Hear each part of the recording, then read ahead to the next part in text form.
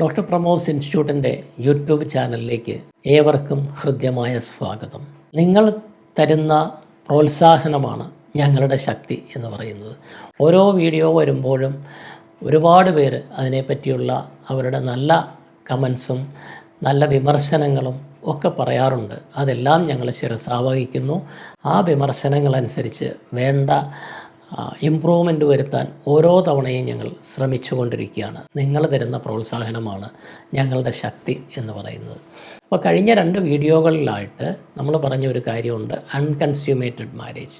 പലരും നിരന്തരം ചോദിച്ചുകൊണ്ടിരിക്കുന്ന ഒരു ചോദ്യമാണ്, ഇതിൻ്റെ കാരണങ്ങൾ എന്താണ്? ആ കാരണങ്ങളിൽ ആദ്യ വീഡിയോയിൽ പുരുഷന്മാരുടെ കാരണങ്ങൾ കൊണ്ട് ഇത് സംഭവിക്കുന്നു, ഏതൊക്കെയാണ് ആ കാരണങ്ങളെന്ന് പറഞ്ഞു.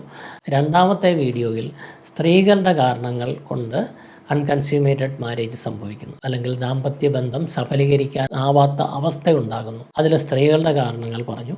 ഈ വീഡിയോയിൽ ഞാൻ ഉദ്ദേശിക്കുന്നത് ഇരുവരും ചേർന്നുള്ള പ്രശ്നമാണ്. അപ്പോൾ പുരുഷന്മാരുടെ കാരണങ്ങൾ നേരത്തെ പറഞ്ഞത് erectile dysfunction, premature ejaculation, loss of desire, sexual aversion disorder, homosexuality, ഇവയെല്ലാം വരാം. സ്ത്രീകളിൽ fear of sex, vaginismus, loss of desire, sexual aversion disorder, lesbian sexual orientation, ഇങ്ങനെയുള്ള കാര്യങ്ങളെല്ലാം വരാം. ചിലപ്പോൾ 2 പേർക്കും ഇതിൽ ഏതെങ്കിലുമൊക്കെ പ്രശ്നങ്ങളുണ്ടാവും. പുരുഷന് ചിലപ്പോൾ ഒരു എറക്ടൈൽ ഡിസ്ഫങ്ഷൻ ഉണ്ടാവും, സ്ത്രീക്ക് ചിലപ്പോൾ ഒരു വെജൈനിസ്മസ് ഉണ്ടാവാം, അല്ലെങ്കിൽ ഒരു ഫിയർ ഉണ്ടാവാം, അല്ലെങ്കിൽ പുരുഷ അവേർഷൻ ഡിസോർഡർ ഉണ്ടാവാം. അത്തരം കേസുകളുണ്ട്. അത്തരം കേസുകളിൽ നമ്മളെപ്പോഴും ഈ പ്രശ്നം പൂർണ്ണമായി പരിഹരിക്കണമെങ്കിൽ ഇരുവരെയും നമ്മൾ ഒന്നിച്ച് പരിശോധിച്ച് 2 പേരുടെയും ടെസ്റ്റുകൾ നടത്തി കാര്യങ്ങൾ കൃത്യമായി മനസ്സിലാക്കി 2 പേരെയും ഒരുപോലെ ചികിത്സിച്ചെങ്കിലേ സാധിക്കൂ. ഇനി മറ്റൊരു വലിയ പ്രശ്നമുണ്ട്, സാധാരണ കാണുന്നതാണ്, സ്ഥിര അടിപിടിയായിരിക്കും.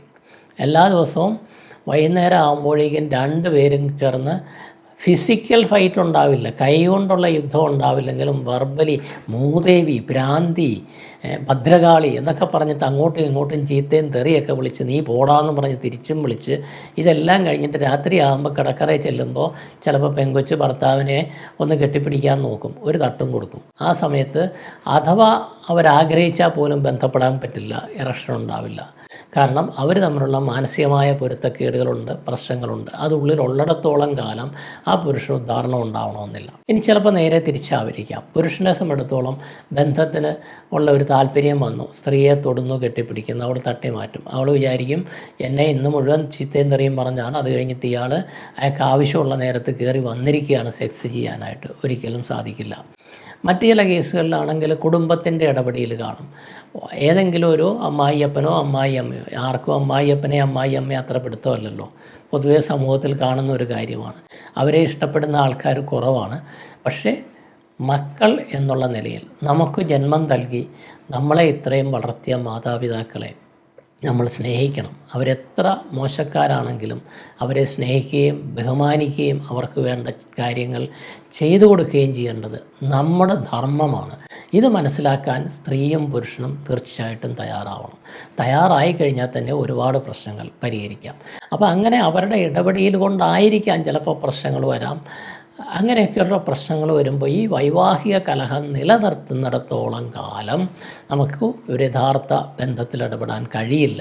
അഥവാ ബന്ധത്തിൽ ഇടപെട്ടാൽ തന്നെ അത് നിലനിന്ന് കൊള്ളണമെന്നില്ല. ഉദാഹരണത്തിന് കഴിഞ്ഞ ദിവസം എൻ്റെ പഴയ ഒരു പണ്ട് കാലത്ത് കണ്ട, അതായത് 2006, 2007, 2008 ആ കാലഘട്ടത്തിൽ എപ്പോഴോ കണ്ട ഒരു വ്യക്തി എന്നെ കാണാനെത്തി. കണ്ടു കഴിഞ്ഞപ്പോഴേ ഞാൻ ഇന്ന ആളാണ്, ഞാൻ ഇന്ന സ്ഥലത്ത് വന്ന് കണ്ടിരുന്നതാണ് എന്ന് പറഞ്ഞു കഴിഞ്ഞപ്പോൾ വളരെ കൃത്യമായിട്ട് കേസ് ഫയൽ പോലും ഇല്ലാതെ അദ്ദേഹത്തിൻ്റെ കാര്യങ്ങൾ നന്നായിട്ട് ഓർമ്മ വന്നു. കാരണം അന്ന് ഇഷ്ടംപോലെ സമയം ആ വ്യക്തിക്ക് വേണ്ടി ചെലവഴിച്ചിട്ടുണ്ട്. ഇവർ വന്ന സമയത്ത് നല്ല തമ്മിലടിയായിരുന്നു. അപ്പോൾ എൻ്റെ സുഹൃത്തായ ഡോക്ടർ പുഷ്പരാജിനെ മാരിറ്റൽ തെറാപ്പിക്ക് വേണ്ടി ഞാൻ റെഫർ ചെയ്തു. ഇവരുടെ പ്രശ്നങ്ങൾ ഒന്ന് പരിഹരിക്കണം, ഇവരുടെ കലഹം തീർത്തിട്ട് വേണം നമുക്ക് സെക്സിൻ്റെ കാര്യങ്ങൾ എടുക്കാൻ എന്ന് ഞാൻ പറഞ്ഞു. അപ്പോൾ ഇവർ 2 പേരും ചേർന്ന് പറഞ്ഞു, ഇല്ല ഡോക്ടറെ, കലഹമൊക്കെ ഞങ്ങൾ പരിഹരിച്ചോളാം, ഞങ്ങളുടെ ബന്ധം നടന്നാൽ മതി. അന്ന് ഞാൻ പറഞ്ഞു, നോക്കൂ, നിങ്ങൾ 2 പേരും സഹകരിച്ചാൽ തീർച്ചയായിട്ടും നിങ്ങളുടെ സെക്ഷൽ കോണ്ടാക്റ്റ് വിജയകരമാകും, അത് ഞങ്ങൾ ശരിയാക്കി തരാം. പക്ഷേ നിങ്ങളുടെ കലഹം പരിഹരിച്ചില്ലെങ്കിൽ ഈ ദാമ്പത്യത്തിൽ പിന്നീട് എപ്പോഴെങ്കിലും പ്രശ്നങ്ങൾ ഉണ്ടാവാം എന്ന് പറഞ്ഞു. പക്ഷേ അതവരെ അവഗണിച്ചു. അതിനുശേഷം അവർ ട്രീറ്റ്മെൻറ്റിന് വന്നു. ട്രീറ്റ്മെൻറ്റിലൂടെ ബന്ധം നടന്നു. 2 കുട്ടികളുമുണ്ട്. അതിനുശേഷം ഇപ്പോൾ ഭർത്താവ് വരാനുള്ള കാരണം ഇവരിപ്പോൾ പിരിഞ്ഞ് നിൽക്കുകയാണ്. കഴിഞ്ഞ 1 വർഷമായിട്ട് പിരിഞ്ഞ് നിൽക്കുകയാണ്. ഭാര്യ ഡൈവോഴ്സിന് കേസ് കൊടുക്കാൻ തുടങ്ങുകയാണ്. പരിഹരിക്കാൻ എന്തെങ്കിലും മാർഗമുണ്ടോ? അപ്പോഴദ്ദേഹമാണ് എന്നോട് പറയുന്നത്, ഡോക്ടറെ പണ്ട് ഞാൻ വന്ന് കണ്ടിരുന്നതാണ്, അന്ന് ഡോക്ടർ ഈ കാര്യം എന്നോട് പറഞ്ഞതാണ്, നിങ്ങൾ തമ്മിലുള്ള സെക്സ് നടത്താൻ ഈസിയാണ്, പക്ഷേ നിങ്ങൾ തമ്മിലുള്ള മാനസികമായ പൊരുത്തക്കേട് പരിഹരിച്ചില്ലെങ്കിൽ എപ്പോഴെങ്കിലും ഇതൊരു ഡൈവോഴ്സിലെത്താം എന്ന് പറഞ്ഞതാണ്. അതെനിക്ക് ഓർമ്മ വന്നു, അതുകൊണ്ടാണ് ഡോക്ടറെ കാണാൻ ഞാൻ എത്തിയത്. അപ്പോൾ ഇങ്ങനെയുള്ള കലഹങ്ങൾ, ഈ കലഹങ്ങൾ പലപ്പോഴും ദാമ്പത്യബന്ധം നടക്കാതിരിക്കുന്നതിന് കാരണമാകുന്നു. ഇതും അൺകൺസ്യൂമേറ്റഡ് മാരേജിൻ്റെ ഒരു കാരണമാണ്.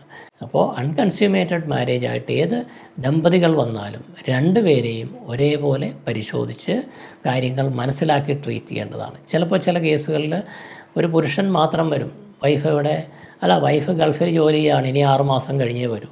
ചിലപ്പോൾ ഒരു സ്ത്രീ തനിച്ച് വരും, ഡോക്ടറെ ഞാൻ ഓസ്ട്രേലിയയിലാണ്, ഹസ്ബൻഡ് അവിടെയാണ്, അല്ലെങ്കിൽ ഞാൻ കാനഡയിലാണ്, ഹസ്ബൻഡ് അവിടെയാണ്, അങ്ങേരണി 1 വർഷം കഴിഞ്ഞേ വരൂ. എൻ്റെ പൊന്നു ചങ്ങാതികളെ, നമുക്കവിടെ ഒന്നും ചെയ്യാൻ കഴിയില്ല. ആ വ്യക്തിയുടെ മാത്രം പരിശോധനകൾ നടത്താം, എന്തെങ്കിലും പ്രശ്നമുണ്ടെങ്കിൽ പറയാം. പക്ഷേ ഇത് ചികിത്സിക്കാൻ 2 പേരുടെ ആവശ്യമുണ്ട്. 2 പേരെയും പരിശോധിക്കണം, ടെസ്റ്റുകൾ വേണം. അതിനുശേഷം ആ കാരണം കൃത്യമായി കണ്ടുപിടിച്ച് അത് പരിഹരിച്ചു കഴിഞ്ഞാൽ നിങ്ങൾ ആ ചികിത്സയ്ക്ക് പൂർണ്ണമായും വില്ലിങ് ആണ് എങ്കിൽ 100% അൺകൺസ്യൂമേറ്റഡ് മാരേജ് പരിഹരിച്ചെടുക്കാൻ പറ്റും. അല്ലാതെ ഒരു ഡൈവോഴ്സിലേക്ക് നീങ്ങേണ്ട കേസുകളല്ല അത്. മറ്റൊരു വിഷയവുമായി വീണ്ടും കാണാം. നന്ദി, നമസ്കാരം.